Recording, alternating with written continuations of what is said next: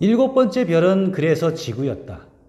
지구는 그저 그렇고 그런 보통 별이 아니었다.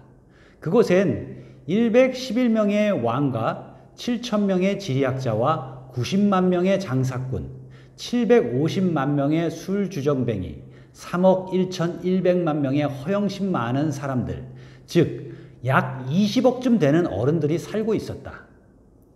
전기가 발명되기 전까진 6대륙을 통틀어 46만 2,511명이나 되는 가로등 켜는 사람들을 두어야 했다는 이야기를 들으면 여러분은 지구가 얼마나 큰지 짐작이 갈 것이다.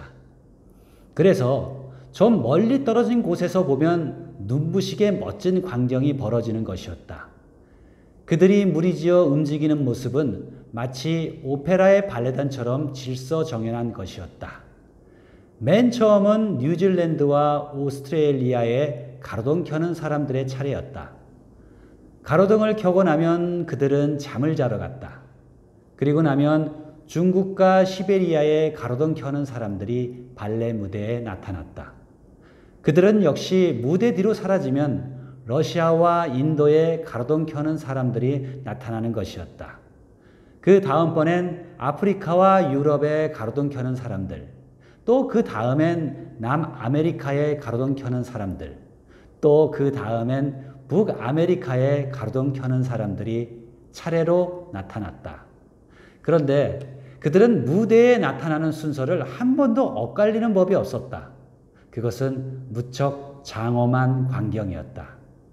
오직 북극에 단 하나밖에 없는 가로등 켜는 사람과 북극에 있는 그의 동료들만이 한가롭고 태평스러운 생활을 하고 있었다.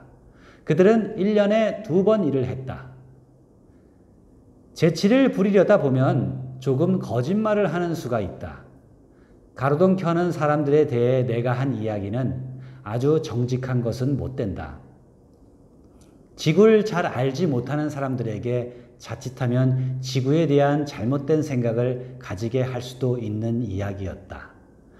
사람들이 지구 위에서 차지하는 자리란 실로 아주 작은 것이다.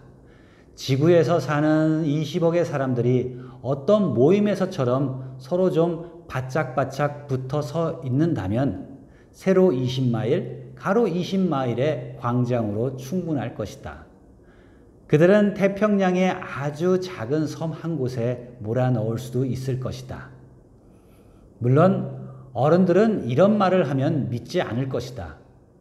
그들은 자신들이 굉장히 많은 자리를 차지하고 있다고 생각하기 때문이다.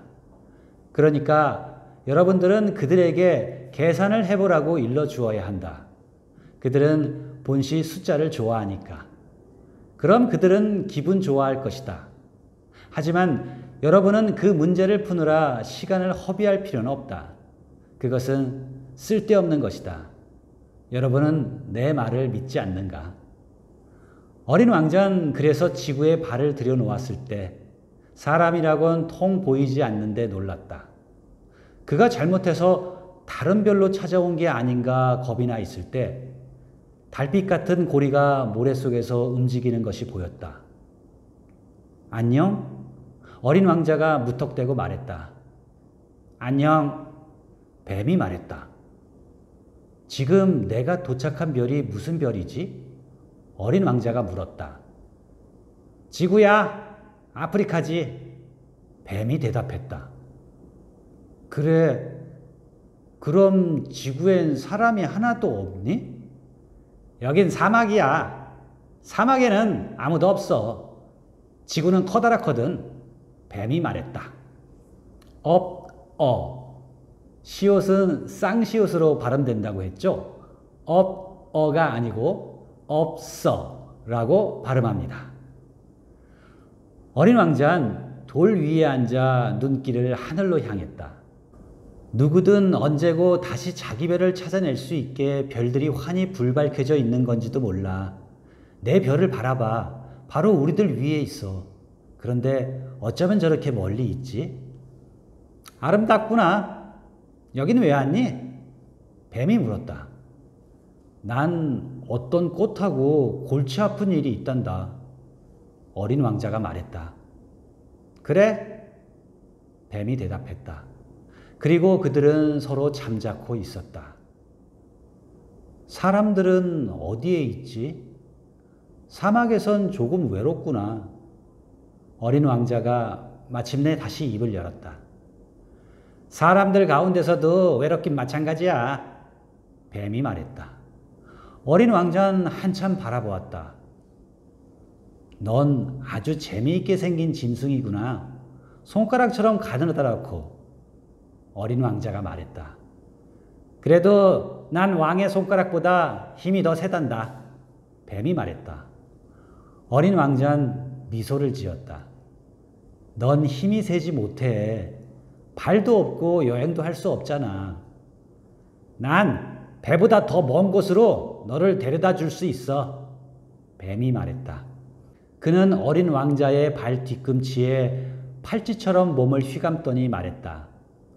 날 건드리는 사람마다 그가 나왔던 땅으로 돌려보내주지. 하지만 넌 순진하고 또 다른 별에서 왔으니까. 어린 왕자는 아무 대꾸도 하지 않았다. 네가 치근해 보이는구나.